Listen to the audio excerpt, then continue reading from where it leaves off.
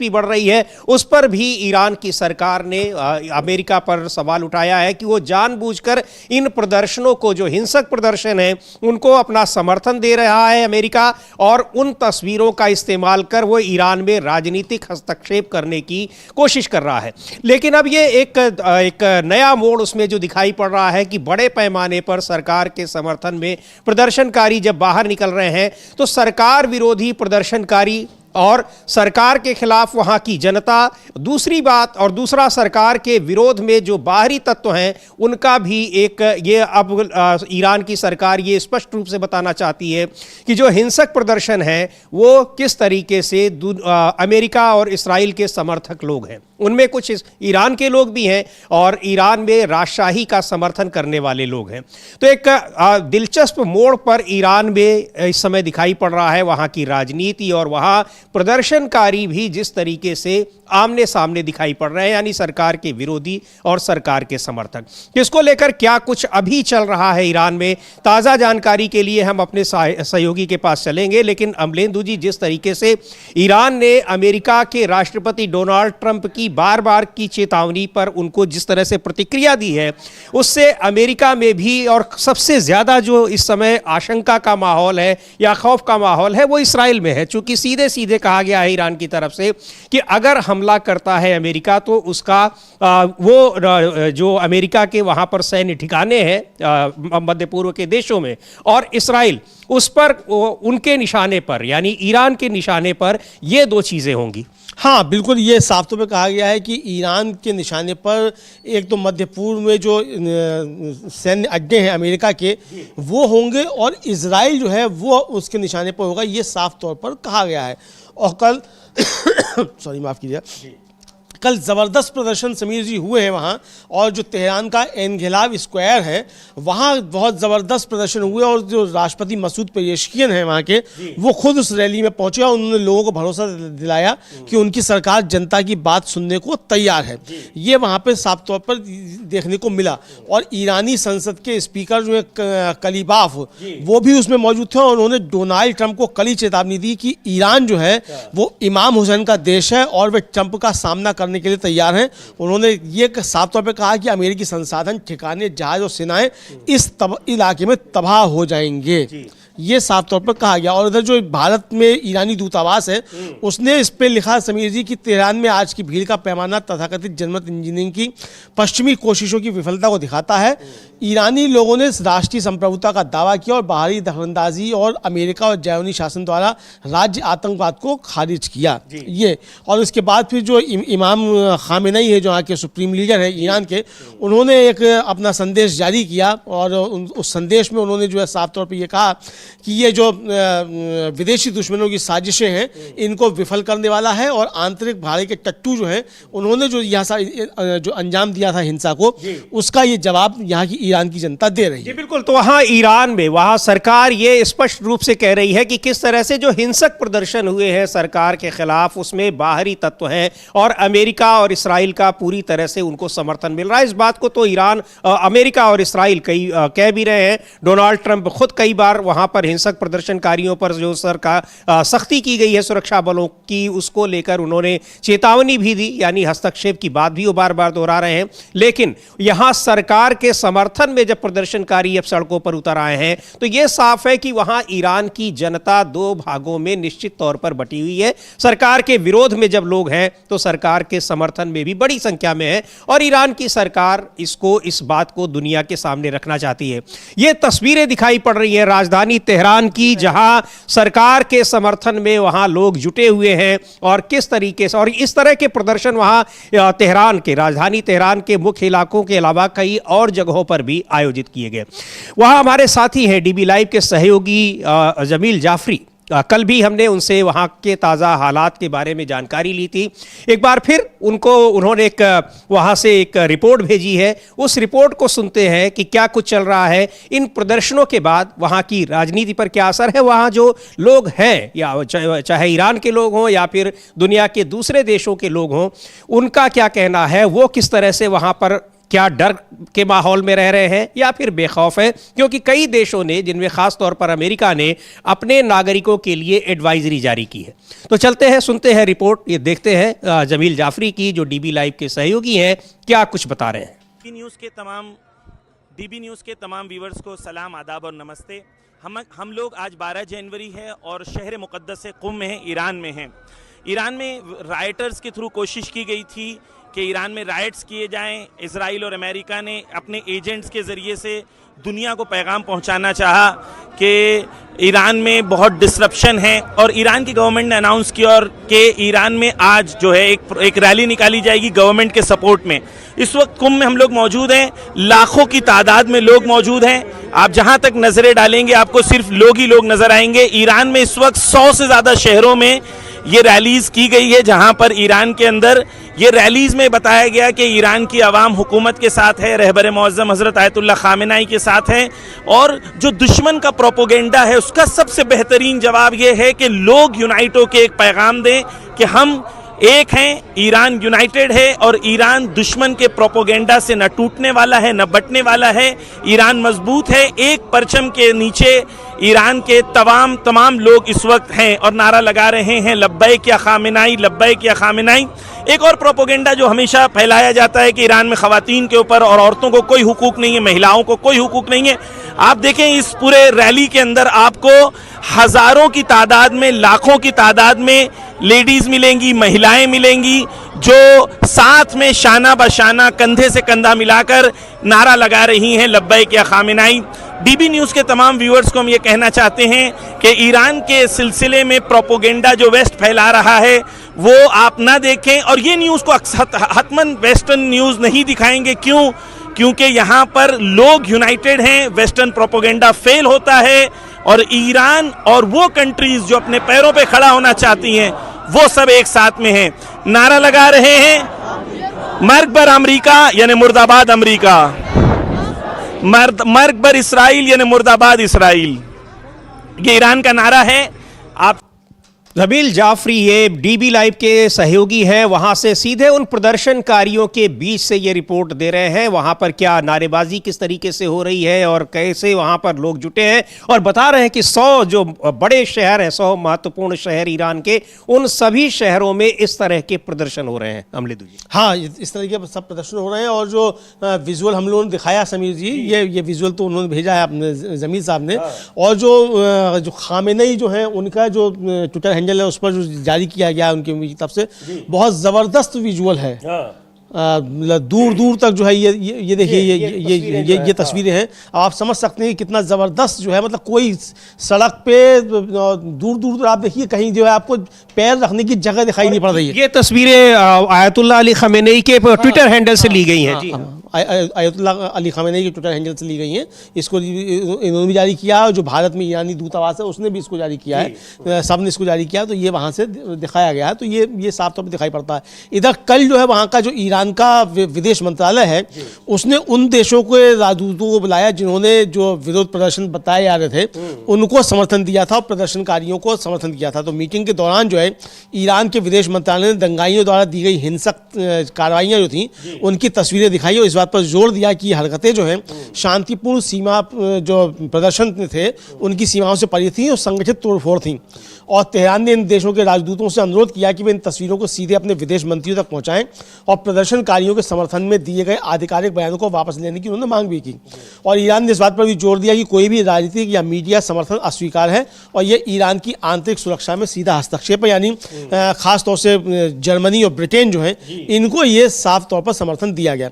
इधर कल शाम जो है समीर जी, सैयद अब्बास अरागची जो वहाँ के विदेश मंत्री हैं ईरान के, उन्होंने यूके के विदेश सचिव से फ़ोन पर बातचीत की और उन्होंने इसको एक ट्वीट किया। वो ट्वीट भी हम लोग दिखा सकते हैं, अंग्रेजी में है और हिंदी आप बता सकते हैं। जी बिल्कुल। सैयद अब्बास अरागची जो ईरान के विदेश मंत्री हैं उन्होंने ट्वीट किया, बताया है कि कैसे किस तरीके से बाहरी हस्तक्षेप, यानी दुनिया के कुछ देश ऐसे हैं जो वहाँ की आंतरिक राजनीति में हस्तक्षेप कर रहे हैं और इन प्रदर्शनों को जो हिंसक प्रदर्शन है उनको हवा दे रहे हैं। तो इसको लेकर उन्होंने ब्रिटेन के विदेश सचिव के साथ उन्होंने फोन पर बातचीत की। लिखा है सैयद अब्बास अरागची ने अपने ट्वीट में कि आज शाम यूके के विदेश सचिव के साथ फोन पर बातचीत में मैंने साफ कर दिया कि यूके अंतर्राष्ट्रीय कानूनी जिम्मेदारियों के तहत ईरान के लंदन दूतावास और वाणिज्य दूतावास की सुरक्षा सुनिश्चित करने के लिए बाध्य है।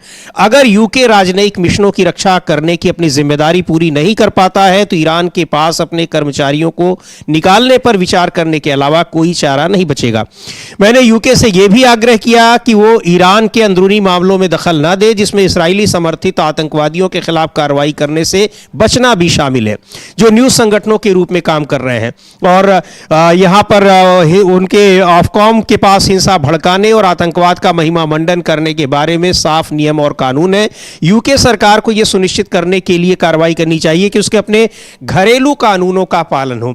यहां बहुत सारी चीजें, चूंकि जो वेस्टर्न मीडिया है यह कहा जा रहा है कि वो अपने हिसाब से ईरान के में जो प्रदर्शन हो रहे हैं उनको रिपोर्ट कर रहा है, उनकी तस्वीरें दिखा रहा है और ये बता रहा है कि पूरे ईरान में इंटरनेट पर पाबंदी है, बहुत सारी चीजें हैं। लेकिन ये अगर पूरे ईरान में अगर पाबंदी होती तो फिर कैसे तस्वीरें दूसरे लोगों को मिल जाती या वहां लोगों से बात कर रहे हैं। अभी कल ही जब हमारे जो साथी हैं जमील साहब, उन्होंने कहा था, जमील जाफरी ने, कि वहाँ आम लोग जो है, चाहे वो भारत के लोग हों या दूसरे देशों के लोग रह रहे हो या ईरान के भी जो आम नागरिक हैं, वो बहुत आराम से है इस पूरे प्रदर्शन का, चाहे जो हिंसक प्रदर्शन हो रहा हो या फिर ये समर्थन में प्रदर्शन हो रहा हो, इन पर कोई उनकी सुरक्षा पर कोई असर नहीं है। सीधे उन्होंने ये बात कही थी कल, उन्होंने जो रिपोर्ट भेजी थी। हाँ बिल्कुल, उन्होंने साफ तौर पे कहा था कि भाई यहाँ जो है सब है। और विक्रम मिस्री जो भारत के विदेश सचिव हैं, कल वो गुजरात में अहमदाबाद में थे और वहाँ उन्होंने भी ये कहा है कि हमने अपने दूतावास से कहा, दूतावास ने हमारे नागरिकों से वहाँ संपर्क किया,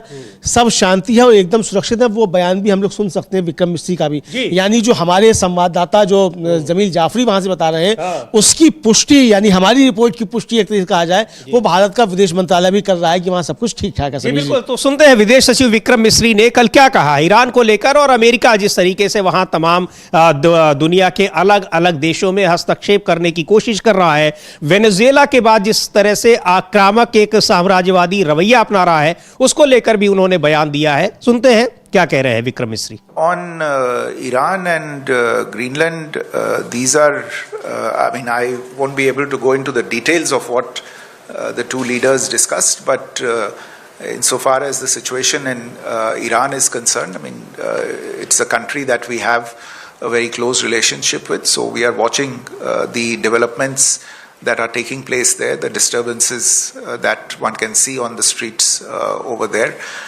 We have a significant community of expatriate Indians and also students from India in Iran. Our embassy, despite the restrictions that are in place on information, etc., has been able to reach out to the student community and has managed to find out that they are all good, they are doing well, and they have not faced any difficulties thus far. We have तो विक्रम मिस्री विदेश सचिव हैं, कह रहे हैं कि Iran और Greenland के बारे में मैं इस बारे में ज़्यादा जानकारी नहीं दे पाऊंगा कि दोनों नेताओं ने क्या बात की। हम ईरान में हो रहे घटनाक्रम पर नज़र रख रहे हैं। ईरान में भारतीय प्रवासियों और भारत से गए छात्रों की एक बड़ी संख्या है। वहां लगे प्रतिबंधों के बावजूद हमारा दूतावास छात्र समुदाय से संपर्क करने में कामयाब रहा है और पता चला है कि वे सभी ठीक है और अब तक उन्हें किसी भी कठिनाई का सामना नहीं करना पड़ा है।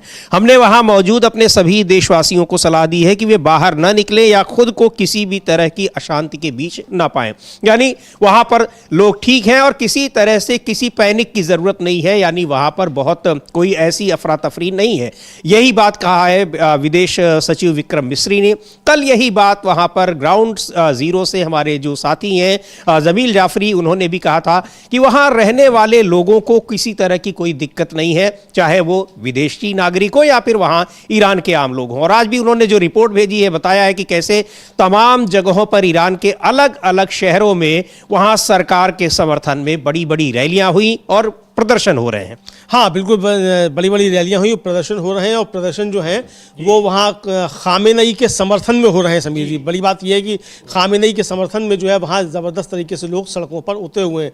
यानी जो प्रोपेगेंडा एक तरीके से कहा जाए वेस्टर्न मीडिया का था, वो वेस्टर्न मीडिया का प्रोपेगेंडा काम होता हुआ दिखाई नहीं पड़ रहा है। हालांकि जो ट्रंप की सेक्रेटरी हैं, क्या कोरोलिन है कुछ करके लेविट, उन्होंने कहा है कि हम जो है तैयार हैं इस पे ईरान पर हमला करने के लिए, ये भी उनका है। लेकिन ये फैसला जो है वो हमला करने का वो लेंगे सिर्फ जो है वो ट्रंप जो है वो ट्रंप लेंगे कि वो कब जो है इसको मतलब वो इस पे हमला करेंगे। और इस बीच समीर जी जो खामेनेई है, उन्होंने बहुत ज़ोरदार तरीके से एक तो अमेरिका को चेतावनी दी है बहुत ज़ोरदार शब्दों में कल के इस प्रदर्शन के बाद। और जो भारत में ईरान का दूतावास है उसने उनके एक वक्तव्य को ट्वीट किया, तो है तो पर्शियन में, लेकिन हम लोग उसका हिंदी अनुवाद बता सकते हैं और ये दिखा सकते हैं कि ट्वीट क्या है। समीर जी जी बिल्कुल, उस ट्वीट जो भारतीय दूतावास ने ट्वीट किया है, लिखा है ईरान के दूतावास ने कि आज अपने आपने बहुत अच्छा कर, ये उन प्रदर्शनों के बाद किया है जो खामेनेई के समर्थन में, सरकार के समर्थन में हुए हैं, कि आपने बहुत अच्छा काम किया और इसे एक ऐतिहासिक दिन बना दिया है। पक्के इरादे और हिम्मत से भरी इन बड़ी सभाओं ने विदेशी दुश्मनों की उस योजना को नाकाम कर दिया जिसे घरेलू भाड़े के सैनिकों द्वारा लागू किया जाना था। ईरान के महान देश ने दुश्मनों के सामने खुद को, अपने पक्के इरादे और अपनी पहचान को जाहिर किया। यह अमेरिकी नेताओं के लिए एक चेतावनी थी कि वे अपना धोखा बंद करें और धोखेबाज भाड़े के सैनिकों पर भरोसा न करें। ईरानी देश मजबूत और ताकतवर है, अपने दुश्मनों और दुश्मनों को पहचानता है और हमेशा मैदान में मौजूद रहता है। अल्लाह आप सभी पर अपनी रहमत बरसाए। सैयद अली खमेनेई है, उन्होंने उनका जो दूतावास ने उनके इस जो भाषण है उसका ये अंश ट्वीट किया है। यानी सीधे सीधे ये कह रहे हैं खमेनेई कि जो वहाँ पर हिंसक प्रदर्शन है उसके लिए जिम्मेदार हैं अमेरिका, इसराइल और कुछ बाहरी देश जो जानबूझकर ईरान में अशांति लाना चाहते हैं। और इस तरह की हिंसक तस्वीरों को दिखाकर एक राजनीतिक हस्तक्षेप की कोशिश कर रहा है अमेरिका। सीधे तौर पर ये आरोप लगाए जा रहे हैं और उधर अमेरिका इसी इंतजार में है कि वो कैसे ईरान में सीधे हस्तक्षेप करे। उधर रजा पहलवी जो ईरान के आखिरी शासक के बेटे हैं वो वहां मौजूद हैं, अमेरिका में ही हैं, उनको आगे बढ़ाकर या उनके नाम पर उनके समर्थन में भी वहां नारे लगाएगा। और कहा गया, इसीलिए कहा गया कि ये सभी लोग, अमेरिका इनके पीछे, इनको सपोर्ट कर रहा है और यहां ईरान में अशांति फैलाना चाहते हैं। लेकिन ईरान ने बहुत जोरदार तरीके से प्रतिवाद किया है और कहा है कि अमेरिका और इसराइल दोनों अगर संभल जाए, अगर उन्होंने हमला करने की कोशिश की तो बहुत माकूल जवाब उसका दिया जाएगा। हाँ बिल्कुल, साफ तौर पे कहा, बहुत माकूल जवाब दिया जाएगा और किसी भी हाल में कुछ बख्शा नहीं जाएगा। और जो कलीबाफ है वहाँ की ईरानी संसद के स्पीकर जो हैं, उन्होंने तो साफ तौर पे कहा कि हम ये इंतजार नहीं करेंगे कि हम पे हमला करे ईरान या अमेरिका, हम पहले ही हमला कर देंगे। तो इसलिए जो है हमें जरा भी अगर भनक लगेगी कि आप इस तरीके का कुछ एडवेंचर करने जा रहे हैं तो इस पर हम जो है तुरंत इस पर ले सकते हैं। इधर जो व्हाइट हाउस की प्रेस सेक्रेटरी है कैरोलिन लेविट, उन्होंने ऐलान किया है कि ईरान ने अमेरिका पर अपना सारा कंट्रोल खो दिया है और सिर्फ प्रेसिडेंट ट्रंप को पता है कि उनका अगला कदम क्या होगा और दुनिया को इंतजार करना होगा और अंदाजा लगाते रहना होगा। मैं इसे सबके सामने नहीं बताने वाली। यानी क्या ईरान पर हमले की तैयारी कर रहा है अमेरिका, ट्रंप कर रहे हैं, ये इसके तरफ संकेत एक तरीके से दिया जाता है। और इसके अलावा तमाम जो पश्चिमी देशों का मीडिया है, अमेरिका का मीडिया है, कुछ ऐसी रिपोर्ट्स भी वेनेजुएला के राष्ट्रपति को किडनैप करने के बाद आई थी कि वो आयतुल्लाह अली खमेनेई को, जो ईरान के सबसे बड़े जो धर्मगुरु हैं, उनको भी वो किडनैप कर सकती हैं। इस तरह की खबरें आई और ये भी कहा गया कि वो भाग भी सकते हैं। लेकिन ईरान की तरफ से बार बार उनको चेतावनी दी जा रही है कि इस तरह की कोई भी कोशिश अमेरिका को, और अमेरिका से ज्यादा इसराइल को भारी पड़ सकती है। बिल्कुल, अमेरिका से ज्यादा इसराइल को भारी पड़ सकती है। और कल भी हम लोगों ने बताया था कि इतवार को ही नेतन्याहू ने जो है वो इमरजेंसी बैठक बुलाई और सेना को जो था अलर्ट किया कि सेना अलर्ट मोड पर रहे। हालांकि वहाँ की जो चीफ ऑफ स्टाफ हैं IDF के, जो इजरायली डिफेंस फोर्स है, जनरल आयल ज़मीर, उन्होंने कहा कि ये ईरान का अंदरूनी मसला है लेकिन हम इस पर नज़र रखे हुए हैं। यानी अभी वहाँ की सेना जो है वो समझ रही है कि नेतन्याहू का तो कुछ नहीं जाएगा, बिगड़ेगा तो इजराइल की सेना का, वहाँ के नागरिकों का। तो इसलिए जो अब उन्होंने गंभीरता से कहा है कि हम इस पर नज़र रखे हुए हैं और ये उनका अंदरूनी मामला है, लेकिन नेतन्याहू जो है वो ज़्यादा ही उछल रहे हैं, तो ये समझा जा सकता है। लेकिन इसको लेकर वो काफ़ी ज़्यादा तेज हैं। इधर जो इसके ईरान के जो निर्वासित क्राउन प्रिंस हैं रेजा पहलवी, उन्होंने कसम खाई है कि अगर वह देश का नेतृत्व करने के लिए ईरान लौटते हैं तो वह भविष्य में किसी तानाशाह सरकार में नहीं बदलेंगे। जो अमेरिका का एक CBS न्यूज़ है उसकी नोरा ओ डोनेल के साथ एक इंटरव्यू में उन्होंने कहा कि वह एक लोकतांत्रिक विकल्प के लिए प्रतिबद्ध हैं, और उन्होंने कहा कि मैंने सीखा है कि मैंने इसके लिए तैयारी की है, मैंने इसके लिए ट्रेनिंग ली है, और इसलिए मुझे लगता है कि जो भरोसा आप मुझ पर अभी देख रहे हैं वह इसलिए है क्योंकि वे मुझे मेरे लक्ष्य को और जो मैं पेश कर रहा हूँ उसे समझते हैं, मैं उनकी पुकार का जवाब दे रहा हूँ।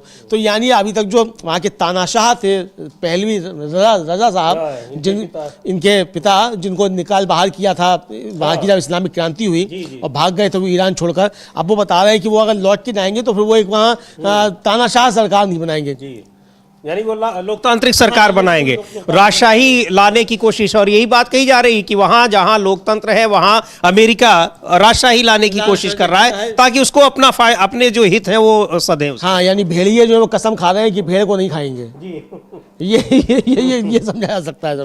बिल्कुल। तो इस समय ईरान की स्थिति वो एक बहुत ही दिलचस्प तरीके की दिखाई पड़ रही है, कैसे वहां हिंसक प्रदर्शन हो रहे हैं, और कहा भी कि यहाँ जो लोग ईरान की सरकार शुरू से कह रही है, लगभग 2 हफ्ते से ज्यादा अब हो गए हैं वहां प्रदर्शन होते कई शहरों में, कहा है, कई बार दोहराया है ईरान की सरकार ने कि प्रदर्शनकारी उनकी जो शिकायतें हैं सरकार से, उनकी जो नाराजगी है उसके लिए बातचीत को तैयार है, लेकिन जो हिंसा कर रहे हैं और जिनको सपोर्ट बाहर से मिल रहा है, दूसरे देशों से मिल रहा है, उनके खिलाफ सख्त कार्रवाई की जाएगी। तो कई प्रदर्शनकारियों की भी जान गई है, डिफेंस फोर्सेस के भी लोगों की जान गई है, लेकिन इन सब के बीच ईरान में बड़ी संख्या में बड़े प्रदर्शन हो रहे हैं सरकार के समर्थन में। लगातार वो तस्वीरें हम लोगों ने देखी भी, और वहां से हमारे जो साथी हैं वहां उन्होंने रिपोर्ट भी भेजी। प्रदर्शनकारियों के बीच उन्होंने उन लोगों से बातचीत करते हुए, और चूंकि वो भाषा पर्शियन में बोल रहे हैं तो उन्होंने उसका तर्जुमा करते हुए यहाँ पर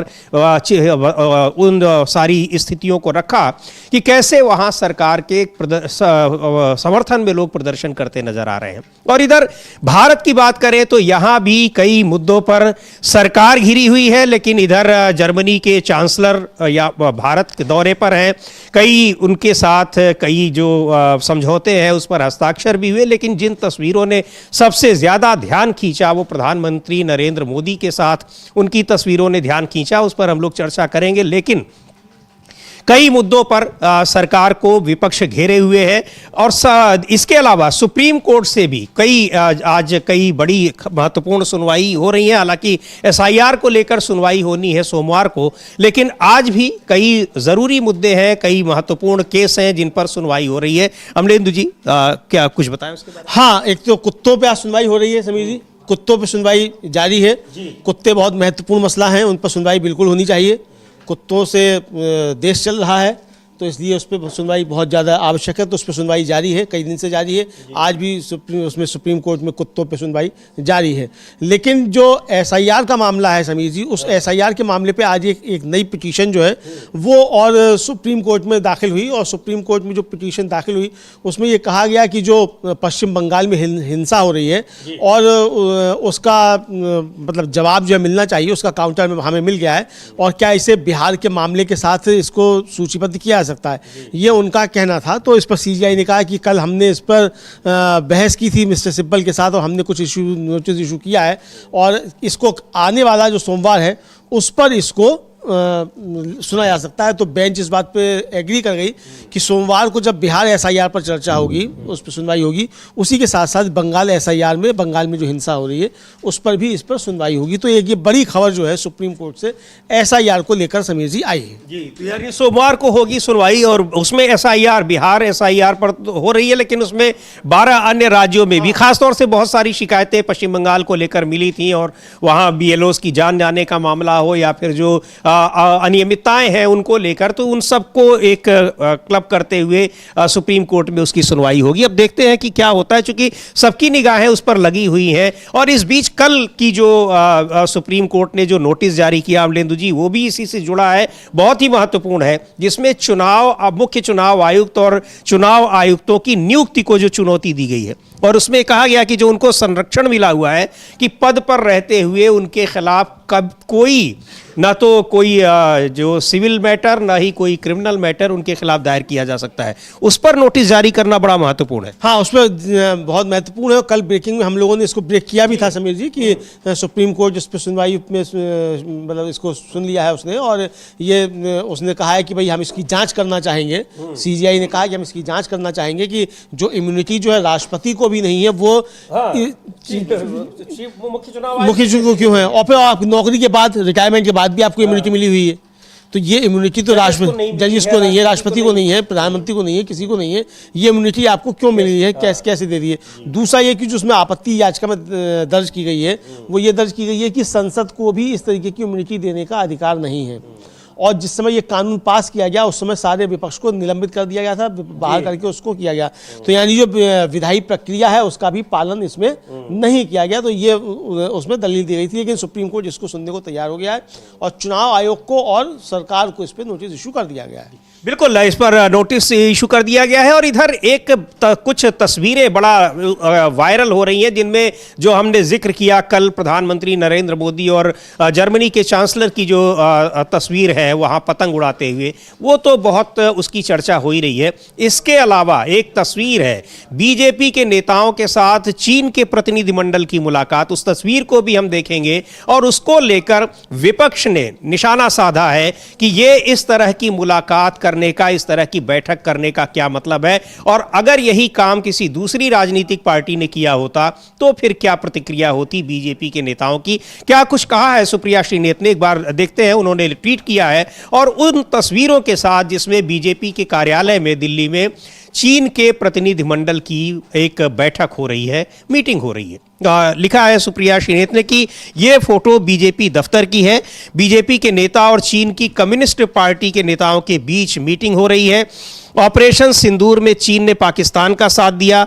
गलवान में हमारे जाबाजों की शहादत हुई। चीन लद्दाख में अतिक्रमण किए बैठा है, अरुणाचल में गांव बसा रहा है और यहां गलबहियां चल रही है। मीडिया के चरण चुंबको आज नहीं पूछोगे ये रिश्ता क्या कहलाता है, बीजेपी ने क्यों किया देशद्रोह, बीजेपी चीन में कौन सा गुप्त समझौता हुआ। और उधर यहाँ के तमाम ठेकों में जो गलवान की घटना के बाद उसको बैन कर दिया गया था, चीनी कंपनियों को फिर से ठेके देने का फैसला कर लिया गया। और अब ये तस्वीर ये क्या कुछ कह रही है, तो ये सुप्रिया श्रीनेत ने लिखा है और इसकी चर्चा काफ़ी ज़्यादा हो रही। बीजेपी दफ्तर में ये बैठक हो रही है, इसमें भारतीय जनता पार्टी के तमाम नेता हैं और चीन का प्रतिनिधिमंडल है। हाँ बिल्कुल, ये चीन का प्रतिनिधिमंडल है, इसमें मौजूद है चीन का प्रतिनिधिमंडल, और इसमें ये आपस में मतलब बात करते हुए दिखाई पड़ रहा है कि बीजेपी का नेतृत्व जो है वो किस तरीके से इनके साथ बातचीत कर रहा है।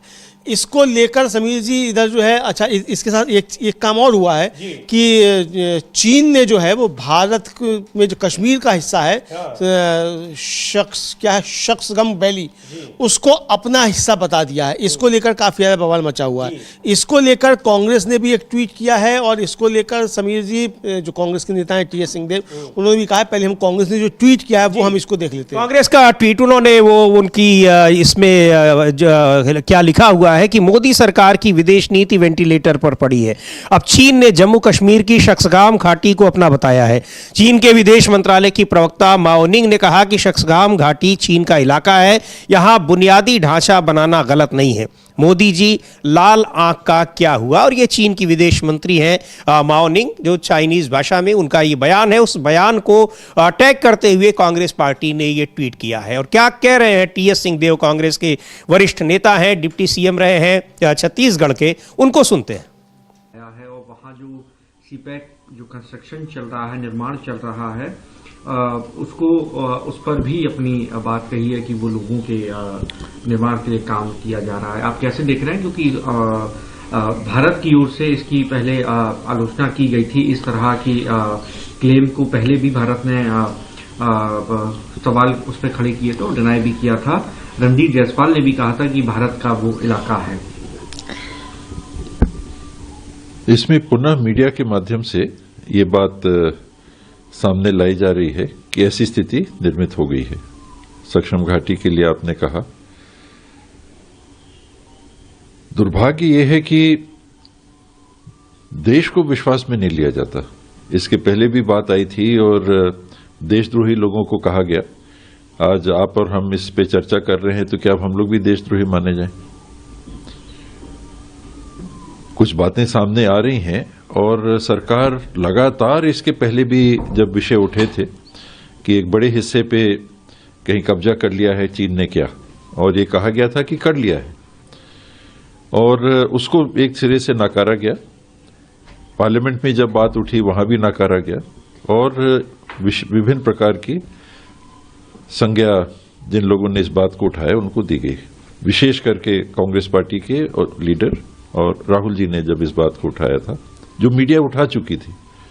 जब मीडिया ने बात उठाई तो कोई कुछ नहीं कहा गया, ग्राफिक्स दिखाए गए, फोटोज दिखाए गए। ड्रोन तो वहां नहीं जाएगा, लेकिन मेरे ख्याल से सैटेलाइट पिक्चर्स रहे होंगे, उनको प्रस्तुत किया गया था। और आज फिर से वो बात सामने आ रही है, और देश को विश्वास में ये सरकार नहीं ले पा रही, जो कहती है कि हम भारत के 140, अब बढ़ गई संख्या, लेकिन 140 करोड़ से ज्यादा नागरिकों के हम प्रधानमंत्री हैं, 140 करोड़ से ज्यादा के हम प्रतिनिधि हैं। तो उन 140 करोड़ से ज्यादा नागरिकों को जिनमें से बहुमत ने आपको काम करने का मौका दिया, उनसे आप देश की वास्तविक स्थिति की जानकारी उपलब्ध कराने की स्थिति में नहीं है। तो क्या फिर आपको सत्ता में रहना चाहिए? एक देश खुलेआम और उसके प्रतिनिधि कह रहे हैं कि हम तो वहां काम कर रहे हैं और वो हिस्सा हमारा है, अर्थात चीन का है। और चाइना की कम्युनिस्ट पार्टी के सदस्य आते हैं और भारतीय जनता पार्टी के कार्यालय में उनका स्वागत भी होता है, वहां बैठकें भी होती हैं, और उसके आगे आरएसएस से भी बैठक होने की बातें सामने आती हैं, और देश का हिस्से में वो काम करके उसको अपना बता रहे हैं। ये किस प्रकार की नीति है, समझ के परे है। और सबसे बड़ी बात कि पारदर्शिता होनी चाहिए। देश से अगर कुछ बात आप छुपा रहे हो तो फिर देश की देखभाल करने के लिए आप सक्षम नहीं रह जाते। तो ये वहां पर किस तरीके से ये क्या कुछ हो रहा है, चीन कैसे दावे कर रहा है और चीन को इतनी सहूलियत दी जा रही है, अचानक ये जो विदेश नीति है उसमें एक बिल्कुल यू टर्न कैसे लिया जाता है, ये सवाल पूछा जा रहा है। और चीन का प्रतिनिधिमंडल भारतीय जनता पार्टी के नेताओं से मिल रहा है, और वहां अभी ताज़ा तरीन गलवान घाटी को छोड़ दिया जाए तो ताज़ा तरीन पाकिस्तान के साथ जब आमना सामना हुआ है, ऑपरेशन सिंदूर हुआ है, उसमें सीधे सीधे साफ तौर पर खड़ा रहा चीन पाकिस्तान के साथ। हाँ, चीन पाकिस्तान के साथ खड़ा रहा, और आप देखिए चीन पाकिस्तान के साथ खड़ा रहा, वो तो खड़ा ही रहा समीर जी, लेकिन इसके साथ साथ जो है चीन जो है पाकिस्तान के साथ खड़ा रहा, लेकिन बीजेपी दफ्तर में चीन की कम्युनिस्ट पार्टी के साथ बैठक हो रही है, और जिस समय बैठक हो रही है उसी समय चीन जो है उसकी विदेश मंत्री बता रही है कि सक्शगाम घाटी जो है वो चीन का हिस्सा है जी, है ना। तो ये ना कोई घुसा है, ना कोई घुसेगा, और ना कोई आया था, ना कोई गया। पर कोई जवाब नहीं आ रहा है विदेश मंत्रालय की ओर से, विदेश मंत्रालय की तरफ से कोई जवाब नहीं आ रहा है। और जब वो वहाँ की विदेश मंत्री कह रही है कि साहब वो भारत का चीन का हिस्सा है, और वहाँ चीन का हिस्सा जो है उसमें मतलब ढांचा का निर्माण करना कोई गलत नहीं है, इसका मतलब वो वहाँ चीन अपना ढांचा का निर्माण कर रहा है। इसका मतलब ये एक साथ जो है दो बयान आ गए चीन के कि वो उसका हिस्सा हो, वहां उसने कब्जा भी कर लिया, इसका मतलब। लेकिन यहाँ जो है खामोश बैठे हुए हैं, और यहाँ बताया जा रहा है कि अब चीन के साथ संबंध बहुत मधुर होने जा रहे हैं, ये बताया जा रहा है समीर जी। जी बिल्कुल। तो इसको लेकर कांग्रेस पार्टी हमलावर है और सवाल पूछा जा रहा है, लेकिन सवाल का जवाब कौन देगा ये भी बड़ा सवाल है, क्योंकि यहाँ एक अलग तरीके की विदेश नीति दिखाई पड़ रही है, यहाँ पतंग डिप्लोमेसी हो रही है। और यहाँ कांग्रेस पार्टी ने एक और ट्वीट किया है जिसमें चीन के राष्ट्रपति शी जिनपिंग और प्रधानमंत्री नरेंद्र मोदी की उन तस्वीरों को भी उसको एक बार लोगों को एक याद आ जाए, उन तस्वीरों को दिखाया है जिसमें मोदी और शी जिनपिंग नरेंद्र मोदी के गांव में वहां झूला झूल रहे थे, और प्रधानमंत्री नरेंद्र मोदी उन्हें झूला झूला रहे थे। और उसके बाद ही गलवान की ये घटना होती है, और चीन किस तरीके से पाकिस्तान के साथ ऑपरेशन सिंदूर के दौरान खड़ा रहा वो भी सबने देखा है। लेकिन इस बीच चीन की कम्युनिस्ट पार्टी के नेता भारतीय जनता पार्टी के साथ आकर बैठक करते हैं, किन मुद्दों पर चर्चा होती है ये सारी बातें डिस्क्लोज नहीं की गई हैं भारतीय जनता पार्टी की ओर से अभी तक। लेकिन सवाल ये पूछा जा रहा है कि आखिर चीन के साथ इतनी ज्यादा नजदीकी अचानक कैसे बढ़ रही है। तो अब इसका क्या जवाब आता है इसको देखेंगे, लेकिन सवाल कई पूछे जा रहे हैं। और सुप्रिया श्रीनेत ने इसको लेकर भी एक ट्वीट किया है, जो चीन की विदेश वहाँ पर मंत्री हैं, उन्होंने विदेश मंत्रालय की जो प्रवक्ता है उन्होंने जो कुछ कहा है, तो एक बड़ा इशू है। और लिखा है उन्होंने कि चीन ने जम्मू कश्मीर की शख्सगाम घाटी को अपना इलाका बताया। पिछले कई दिनों से CPEC के नाम पर चीन यहाँ कंस्ट्रक्शन कर रहा है। लद्दाख के बाद अब चीन यहाँ तक कैसे घुस गया, चीन इतनी हिमाकत कैसे कर रहा है। उधर बीजेपी नेताओं की चीन की कम्युनिस्ट पार्टी के साथ मीटिंग हो रही है। अजीब तरीके से देश चल रहा है और देश की विदेश नीति चल रही है अमलेंदु जी। हाँ, अजब तरीके से देश चल रहा है और अजब तरीके से देश की विदेश नीति चल रही है। और विदेश नीति तो ठीक है, चल रही है, जैसी भी चल रही है देखा जाएगा, लेकिन इस विदेश नीति का देश को नुकसान क्या हो रहा है, सवाल तो ये भी है ना कि देश का नुकसान क्या हो रहा है। ये नुकसान देश को मिल रहा है। इधर जो भारत और अमेरिका के संबंध हैं, मोदी जी के दोस्त जो है my dear friend Donald Trump जो हैं, उनका मोदी जी के साथ क्या संबंध है और उसका देश को, भारत को क्या मिला, अमेरिका को क्या मिला, इसको लेकर कांग्रेस ने एक ट्वीट किया है। और वो ट्वीट समीर जी हम लोग दिखा भी सकते हैं और आप बता सकते हैं उसमें लिखा क्या है। जी बिल्कुल, ये देखते हैं। कांग्रेस पार्टी ने ट्वीट किया है कि किसको क्या मिला। एक तरफ प्रधानमंत्री नरेंद्र मोदी की तस्वीर है, दूसरी तरफ अमेरिका के राष्ट्रपति डोनाल्ड ट्रंप की है। भारत को क्या मिला, टैरिफ का नुकसान, देशवासियों का अपमान, बेड़ियां और हथकड़ियां, कोई ट्रेड डील नहीं, ट्रंप की फटकार। अमेरिका को क्या मिला, टैरिफ का फायदा, प्रवासी भारतीयों के वोट, सीज फायर का क्रेडिट, दुनिया से ट्रेड डील, मोदी का प्यार।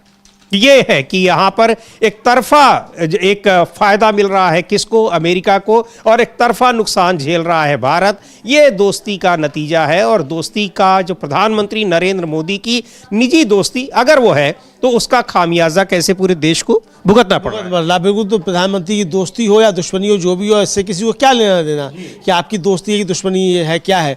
अगर आपका देश के प्रति ठीक है व्यवहार और देश के फायदे में है तब तो ठीक है, लेकिन अगर देश के फायदे में नहीं है तो फिर इसका तो नुकसान देश को उठाना पड़ेगा। तो आपकी देशभक्ति पर भी सवाल उठेंगे। तो ये साफ तौर पर देखा जा सकता है। समीर जी, अच्छा, इधर महाराष्ट्र में अब की बात करें, वहां पर जो निकाय चुनाव है, BMC के चुनाव होने वाले हैं और अब उसको लेकर वहां राजनीति काफी गर्म है। किस तरह से महायुति गठबंधन पूरी तरह से टूटा हुआ दिखाई पड़ रहा है। ये नतीजों के बाद क्या कुछ होगा, क्या राज्य सरकार पर भी इसका असर पड़ेगा, ये सारी बातें हो रही है। लेकिन आज उत्तर प्रदेश से एक बड़ी खबर आ रही है। समाजवादी पार्टी के सांसद हैं वीरेंद्र सिंह, उन्होंने कहा है, वो कह रहे हैं कि भारतीय जनता पार्टी के नेता और यूपी के deputy CM Keshav Prasad Maurya Samajwadi party के संपर्क में है। सुनते हैं क्या कहा है वीरेंद्र सिंह ने, समाजवादी पार्टी के सांसद हैं। समाजवादी पार्टी ने उनके इस बयान को ट्वीट किया है और देखते हैं वो क्या कह रहे हैं। सांसद जी, PDA कार्यक्रम था, यहाँ लोगों को आप लोगों ने दिशा निर्देश दिए दूसरे चरण का तैयार होना, क्या रहा? देखिए, हम अपने BLA कार्यकर्ताओं का सम्मान करने के लिए हर विधानसभा में माननीय राष्ट्रीय अध्यक्ष जी के निर्देश पर कर रहे हैं। हमारे कार्यकर्ताओं में बहुत उत्साह है। उन्होंने बहुत मेहनत से इस कार्यक्रम को किया है, फॉर्म भरवाया है, SIR को कंप्लीट किया है। हम उत्साह वर्धन के लिए आए हैं और यह भी बताने के लिए आए हैं कि अभी जो है बैठने का समय नहीं है, सतर्क रहने का समय है। भारतीय जनता पार्टी वोट चोरी करने की नियत से आगे कार्रवाई करने जा रही है। बिहार के मतदाता जो यहाँ से शिफ्ट होकर के गए थे बिहार में, वो वापस आ रहे हैं यूपी में और उसको रोकना है, उनके विरुद्ध FIR करना है। एक बड़ा बयान आया है डिप्टी CM केशव मौर्य का, उन्होंने कहा कि सपा के कई विधायक उनसे संपर्क में। अभी इसी बयान के कारण वो चुनाव अपना नहीं जीत पाए और इस बार भी उनको फिर लड़ना है वहीं से। तो सिराथू में वो खुदा संपर्क में है हमारी पार्टी से। तो माननीय राष्ट्रीय अध्यक्ष जी निर्णय लेंगे कि केशव मौर्य जी को लेना है पार्टी में कि नहीं लेना है। मतलब स्थिति गड़बड़ चल रही है प्रदेश में, क्या चल रहा है? कहाँ से जीतेंगे वो? जहां से जीतेंगे वहां से पीडीए का साथी उन्हें हराएगा। आपने भगवान राम को पीडीए से जुड़ा हुआ बताया जब वनवास के दौरान उन्हें क्या रहा? देखिए, अगर वो राजा राम रहते तो राजाओं की मदद लेते, क्योंकि उनके जनक जी उनके ससुर थे, उनके पिता राजा दशरथ चक्रवर्ती राजा थे, वो स्वयं थे, उनके ननिहाल और उनके तमाम ऐसी जगहों के उदाहरण हैं जो चक्रवर्ती राजा थे। तो उन्होंने राजाओं का, बड़े आदमियों का वो जो है कि सहयोग नहीं लिया, वो वनवासियों का समर्थन लिया। वो विचारों से समाजवादी थे, वो भिलनी के बेर खाना पसंद किए, झोपड़ी में रहना पसंद किए, हमारे निषाद समाज से समर्थन लिए, गुहा से, और उसको मित्र बनाया। तो जो ऐसे लोगों को मित्र बनाता है, ऐसे लोगों को सम्मान देता है, वो समाजवादी है, नहीं तो है क्या? समझना तो भारतीय जनता पार्टी जो राम की समर्थक है वो राजा राम की समर्थक है, और राम के उस रूप के समर्थक है जब राजा राम अयोध्या में पुनः लौट करके आए और राजा के रूप में विराजमान हुए, और उनसे इन्हीं लोगों ने गलतियां कराई, माता सीता को वनवास भेजवाया। यही भारतीय जनता पार्टी जैसे लोग जो तो ये बड़ी बात कह रहे हैं। तो ये कि यहाँ जो बहुत सारे मतदाता जिन्होंने बिहार में वोट डाला वो यहाँ उत्तर प्रदेश में वोटर बन रहे हैं, और दूसरी बात ये कि केशव प्रसाद मौर्य समाजवादी पार्टी के संपर्क में है, बड़ा दावा कर रहे हैं। हालांकि कह रहे हैं कि उसका उनको लेना है पार्टी में या नहीं लेना है ये राष्ट्रीय अध्यक्ष तय करेंगे, और ये उनका ये दावा समाजवादी पार्टी ने अपने आधिकारिक ट्विटर हैंडल से इसको पोस्ट किया है। अमलेंदु जी, हाँ, इसका मतलब कि सांसद जिम्मेदार हैं, और अगर पार्टी अपने आधिकारिक ट्विटर हैंडल पे इसको पोस्ट कर रही है, इसका मतलब केशव प्रसाद मौर्य समाजवादी पार्टी के संपर्क में होंगे। तो क्या यूपी में भी क्या सरकार को कुछ खतरा है? क्योंकि अखिलेश यादव ने तो कहा था कि 100 ले आओ, मुख्यमंत्री बन जाओ, वहां तो स्टूल मंत्री बने हुए हो। तो अब ये पता नहीं है कि नहीं, हमें नहीं मालूम, लेकिन अगर वीरेंद्र सिंह दावा कर रहे हो समाजवादी पार्टी इसको अपने आधिकारिक ट्विटर हैंडल पर पोस्ट कर रही है, तो कुछ ना कुछ तो बात चल रही होगी। तो काफी ज्यादा निराश इस समय हैं केशव प्रसाद मौर्य, चूंकि 2017 में जब सरकार बनी थी तो उस समय दावेदार वही थे, प्रदेश अध्यक्ष भी उस समय वही थे, तो समझाया जाता था यही दावेदार हैं, यही मुख्यमंत्री बनेंगे। और बाद में अमित शाह ने कुछ समझाया तो बीमार पड़ गए थे, उसके बाद फिर योगी जी थे वो मुख्यमंत्री बन गए। तो उसके बाद जो है अपना चुनाव भी हार गए सिराथू से इस बार जो थे केशव प्रसाद मौर्य जी विधानसभा का। तो इसलिए हो सकता है कि कुछ संपर्क में हो, कुछ चल रहा हो, हमें नहीं मालूम चल रहा है नहीं चल रहा है, लेकिन वीरेंद्र सिंह दावा कर रहे हैं, सपा के सांसद, और समाजवादी पार्टी उसको ट्वीट कर रही है अपने आधिकारिक ट्विटर हैंडल पर। इसका मतलब कुछ ना कुछ तो चल रहा है। बिल्कुल, अब उस पर क्या कुछ हो रहा है निश्चित तौर पर रहेगी हमारी भी नजर, लेकिन महत्वपूर्ण बात है चूंकि अगर गंभीरता नहीं होती तो वीरेंद्र सिंह इस तरह से न कहते और न ही उनकी पार्टी अपने आधिकारिक ट्विटर हैंडल से इसको पोस्ट करती। तो अब क्या कुछ चल रहा है? उत्तर प्रदेश की राजनीति वैसे भी बहुत दिलचस्प है, यहां तक कि भारतीय जनता पार्टी के भीतर की भी राजनीति बहुत दिलचस्प मोड़ पर दिखाई पड़ रही है। राम मंदिर आंदोलन से जुड़े हुए तमाम नेता दिखाई पड़ रहे हैं कि वो केंद्रीय नेतृत्व के खिलाफ जा रहे हैं, बहुत कुछ वहां चल रहा है। लेकिन ये जो दावा किया है समाजवादी पार्टी के सांसद वीरेंद्र सिंह ने, ये अपने आप में बड़ा महत्वपूर्ण है और बहुत एक बड़ा राजनीतिक घटनाक्रम के तौर पर इसको देखा जा सकता है कि केशव प्रसाद मौर्य समाजवादी पार्टी के संपर्क में है। खैर, इधर महाराष्ट्र की अगर बात करें तो वहां भी बहुत कुछ हो रहा है और वहां महायुति गठबंधन में बिल्कुल बिखराव दिखाई पड़ रहा है। क्या ये केवल निकाय चुनाव के लिए है या आगे भी स्थिति यही रहेगी?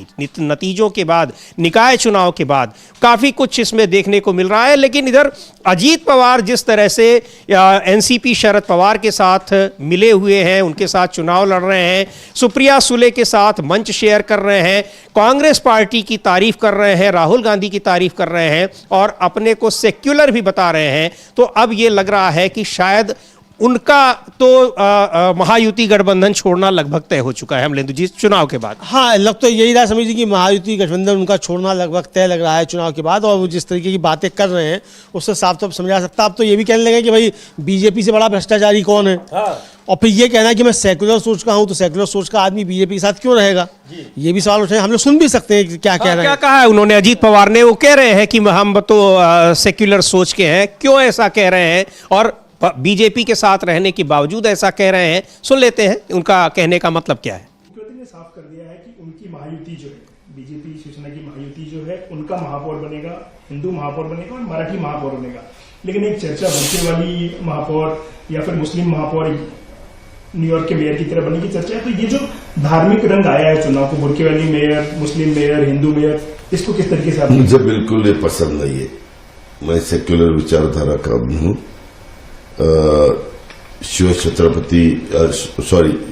शिव शाहू फुले अम्बेडकर की विचारधारा ऐसे हमें नहीं सिखाती, ऐसे कभी उन्होंने किया नहीं। तो मेरा ये कहना है कि अपना देश इतना बड़ा है, जो भी यहाँ देश में रहते हैं वो सब भारतीय है। खाली मेरा इतना ही कहना है कि अगर जो भी अपने देश के खिलाफ देशद्रोही कर रहा होगा तो उसके ऊपर एक्शन लेके उसको फांसी ही देनी चाहिए, बाकी कुछ नहीं। ऐसा ही नया कानून बनाना चाहिए और सभी को अपना अपना काम दिखाने का, काम करने का मौका मिलता है। संविधान ने वही बताया, डॉक्टर बाबा साहब अम्बेडकर जी ने संविधान में वही बताया अपने को, और जो अपना घटना है उन्होंने भी वही बताया घटना में। आपने बहुत करीब से मुंबई का प्रदर्शन, तो ये खुद को सेक्युलर बता रहे हैं और बहुत सारी चीज़ें हैं, लेकिन ये जो बदलाव दिखाई पड़ रहा है अमलेंदु जी आगे चलकर, यानी जो चुनाव के नतीजे जब आएंगे वहाँ पर निकाय चुनाव के, उसके बाद किसी बड़े बदलाव की ओर संकेत कर रहे हैं। हाँ, किसी बड़े बदलाव की ओर संकेत कर रहे हैं। और समझिए जिस तरीके से वहाँ ठाकरे परिवार एकजुट हुआ है, इधर ये पवार परिवार एकजुट हुआ, तो बीजेपी का जो मकसद था वो शायद कामयाब होता वो दिखाई नहीं पड़ रहा है। और वहाँ जिस तरीके से देवेंद्र फडणवीस राजनीति कर रहे हैं, अमित शाह का वहाँ जिस तरीके से हस्तक्षेप है, इसको देखते हुए लग ये रहा है कि वहाँ कोई नया समीकरण तैयार होने वाला है। महाराष्ट्र में अजीत पवार ने इसको लेकर भी खुलकर बातचीत की है और वो उनका कहना है कि भाई ये इसको बहुत पॉजिटिव तरीके से देख रहे हैं कि दोनों परिवार, ठाकरे परिवार, पवार परिवार जो है वो एक साथ आया है। जी हाँ, बिल्कुल। यहाँ अलग अलग हो गए थे लेकिन अब एक साथ आया है, तो ये बहुत पॉजिटिव तरीके से देखा जा रहा है महाराष्ट्र में। सुनते हैं क्या कहा अजीत पवार ने इस मुद्दे को लेकर। क्योंकि स्वाभाविक सबसे दो बड़े शहर है, लेकिन इसमें भी सबसे बड़ी चर्चा जिन चीजों की हो रही है वो परिवारों के मिलन की हो रही है। यहाँ पे पवार कुटुंब के लोग एक साथ आए हैं लंबे समय के बाद, और मुंबई में ठाकरे परिवार एक साथ आए हैं। कैसे देखते हैं आप अपना जो पारिवारिक मिलन है राजनीतिक तौर पर फिर से एक बार जो हुआ है उसको कैसे देखते हैं, और मुंबई में जो ठाकरे परिवार साथ हैं उसको कैसे देखते हैं? बहुत अच्छे तरह से देखता हूँ, अच्छा हो रहा है।